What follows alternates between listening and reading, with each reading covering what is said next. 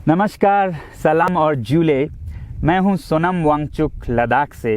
आप में से कुछ लोग हमें जानते होंगे हमारे शिक्षा सुधार के कामों के बारे में, या फिर पर्यावरण के काम में आइस स्तूपा, आर्टिफिशियल ग्लेशियर जैसे कामों के लिए, या फिर आई लिव सिंपली जैसे ग्लोबल मूवमेंट्स जो कि सादा जीवन अपनाकर क्लाइमेट चेंज को रोकने के लिए लोगों को प्रेरित करती है। मगर दोस्तों, आज मैं इन चीज़ों के बारे में नहीं बल्कि आप लोगों को एक बहुत ही ज़रूरी संदेश देने के लिए आया हूं, जो कि चीन और भारत के बीच अभी जो टकराव और तनाव की स्थिति बनी है, इसके बारे में आपकी क्या जिम्मेदारी है। मैं लद्दाख में हूं और आप देख रहे हैं सिंधु नदी को बहते हुए यहाँ, और वो जो पहाड़ियाँ हैं उनके पीछे नुब्रा और चांगथांग के वो इलाके हैं जहाँ पर ये तनाव बढ़ता जा रहा है। हज़ारों सैनिक वहाँ ले जाए जा चुके हैं। सुनने में आया है चीनी वायुसेना के जहाज़ भी वहाँ तैनात किए गए हैं, और 1 घंटे पहले भारतीय वायुसेना के जहाज़ भी मेरे ऊपर मंडरा रहे थे। सामान्यतः जब सीमा पर तनाव होता है तो हम आप जैसे नागरिक ये सोचकर सो जाते हैं रात को कि सैनिक इसका जवाब दे देंगे। मगर मैं आज आप लोगों को ये ज़रूरी बात बताना चाहता हूँ कि इस बार सिर्फ सैनिक जवाब नहीं, दो तरफा जवाब हो और उसमें नागरिक जवाब भी हो। तो आप जैसे नागरिक दिल्ली, मुंबई और बेंगलोर और अनेक शहरों से क्या कर सकते हैं इसमें, ये समझने के लिए पहले हमें समझनी होगी चीन की ये हरकत और वो ऐसा क्यों कर रहा है। आपने देखा होगा कि ये सिर्फ भारत के साथ नहीं हो रहा है, बल्कि पिछले कई हफ्तों से चीन ये दक्षिण चीनी सागर में वियतनाम, ताइवान और अब हांगकांग के साथ भी छेड़खानी कर रहा है। और मेरा ये विश्लेषण है कि वो ये सब किसी देश के साथ दुश्मनी के वजह से ज़्यादा अपने अंदर की समस्याओं को सुलझाने के लिए कर रहा है। आज चीन को सबसे बड़ा डर है तो अपने जनता से डर है। उनकी 140 करोड़ की आबादी, जो कि एक बंधुआ मजदूर की तरह बिना मानवाधिकारों के चीनी तानाशाह सरकार के लिए काम करते हैं और उसे धनी बनाते हैं। जब वो नाराज़ हो जाए तो फिर एक क्रांति की सी परिस्थिति बन पड़ती है, और इससे चीन बहुत डरता है। आज कोरोना के प्रकोप के बाद चीन में फैक्ट्रियां बंद हैं, एक्सपोर्ट्स बंद हैं और बेरोजगारी 20% तक बढ़ चुकी है। लोग बहुत नाराज़ हैं, क्रांति हो सकती है, तख्ता पलट हो सकता है। इसीलिए चीन पड़ोसियों से दुश्मनी करके अपनी जनता को अपने साथ जोड़ने में लगा हुआ है, और ये पहली बार नहीं कर रहा है। 1962 में जब भारत के साथ जंग की तो वो जंग भी उसने अपने जनता को संभालने के लिए की थी। तब 4 साल का अकाल और भूखमरी हुई थी, और इससे ध्यान हटाने के लिए ये जंग की थी।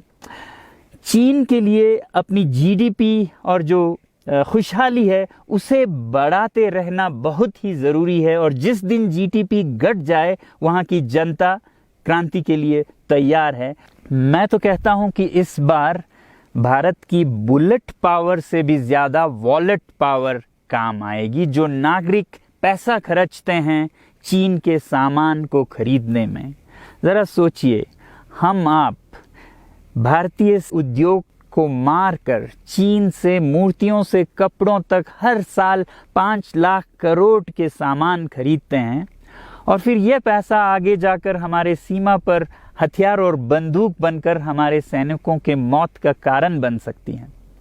तो इसलिए अगर हमारे देश के 130 करोड़ लोग और 3 करोड़ जो भारतीय बाहर के देशों में हैं, सब मिलकर भारत में और बल्कि दुनिया भर में एक boycott made in China movement या अभियान शुरू करते हैं, तो आज दुनिया भर में चीन के प्रति रोष है। हो सकता है कि सारी दुनिया साथ आए और इतने बड़े स्तर पर चीनी व्यापार का बॉयकॉट हो कि चीन को जिसका सबसे बड़ा डर था वही हो, यानी कि उसकी अर्थव्यवस्था डगमगाए और उसकी जनता रोष में आए, विरोध और तख्ता पलट। और अगर हम ऐसा नहीं करते हैं तो कितनी बदनसीबी की बात होगी भारत के लिए, ज़रा सोचिए। एक तरफ हमारे सेना सीमा पर जंग लड़ रही होगी और दूसरी तरफ हम आप चीनी सामान, मोबाइल से लेके कंप्यूटर्स, कपड़ों से लेके खिलौनों तक को खरीद कर उनकी सेना को पैसा भेज रहे होंगे, चीन की सेना को। ये तो हुई हार्डवेयर की बात। दूसरी तरफ हमारी युवा चीनी सॉफ्टवेयर, एप्स, गेम्स जैसे टिकटॉक, शेयरिट, इन सब में मस्त, उन्हें दूसरी तरफ से करोड़ों करोड़ों का पैसा भेज रहे होंगे। तो इसलिए बहुत ज़रूरी है कि हम एक नागरिक जवाब ज़रूर दें और इसे एक अभियान बनाएं, ग्लोबल मूवमेंट की तरह। ये बॉयकॉट मेड इन चाइना का जो अभियान है वो भारत के लिए भी एक वरदान साबित होगी। जैसा कि हमारे प्रधानमंत्री ने एक विजन हमें दिया था स्वावलंबन का, सेल्फ रिलायंस, वो तब हो सकता है जब हमारे अपने उद्योग फलें फूलें। और जब हम बॉयकॉट करते हैं इन सामान का तो अपने देश के उद्योग का, उत्पाद का हम प्रयोग करेंगे और उससे मजदूरों को रोजगारी मिलेगी और सारा देश खुशहाल होगा। बजट होगा कि हम और अच्छी तरह से टक्कर ले सकें सीमा पर भी। तो इसके लिए मैं आप लोगों से अपील करता हूं कि जहां तक ऐप्स और सॉफ्टवेयर की बात है तो हमारे युवाओं को एक हफ्ते में उन्हें अनइंस्टॉल करना चाहिए। Boycott made in China, software in a week and hardware in a year. क्योंकि साजो सामान के लिए वक्त लगेगा हमारे अपने देश से और बाहर से विकल्प निकलने तक, तो उसे हम 1 साल के अंदर कर सकते हैं। तो ये हम न सिर्फ अपना प्रतिज्ञा करें बल्कि 100 और लोगों को इसके बारे में समझाएं, शेयर करें सोशल मीडिया पर, और हमारी जो मीडिया है वो जनता तक, देश के कोने कोने तक पहुंचाए। और जैसे ही इसका असर दिखने लगेगा, इंटरनेट से ऐप्स लाखों में, करोड़ों में अनइंस्टॉल होंगे, तो चीन को संदेश साफ जाएगा और यही एक तरीका उसे मेज़ पर पहुंचा सकती है जहां पर कि बातचीत हो शांति की। तो जाते जाते मैं ये बता दूं कि मैं क्या करने जा रहा हूं। इस फ़ोन पर जो भी चीनी ऐप्स हैं उन्हें तो मैं 1 हफ्ते में हटा रहा हूं, बल्कि ये फ़ोन जो कि चीन में बना है इसे भी मैं 1 हफ्ते में अपनी ज़िंदगी से अलग कर रहा हूं। और 1 साल के अंदर हर वो चीज़ जिस पे मेड इन चाइना लिखा है उसे ज़िंदगी से निकालने जा रहा हूं। हमें चीन से, चीनी लोगों से कोई समस्या नहीं है, चीनी सरकार और उनकी रवैयों से समस्या है। जब तक चीन में परिवर्तन ना हो हमें ऐसा करना होगा। और आप लोगों से मैं अपील करता हूं कि आप अपने शहर में, अपने मोहल्ले में ऐसे इवेंट्स करें जहां लोग प्रतिज्ञाएं करें कि चीनी सामान का बहिष्कार करें जब तक चीन में परिवर्तन ना हो।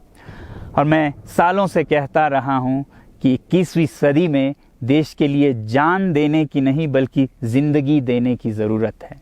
लद्दाख में बढ़ते हुए ये देश के लिए जान देने का कारोबार बहुत देखा, और जहां एक तरफ मैं सलाम करता हूं उन लोगों के लिए, उन लोगों को जिन्होंने देश के लिए जान दिया, मगर इस 21वीं सदी में मेरा ख्याल है कि देश के लिए जान देने की नहीं, जिंदगी देने की ज़रूरत है।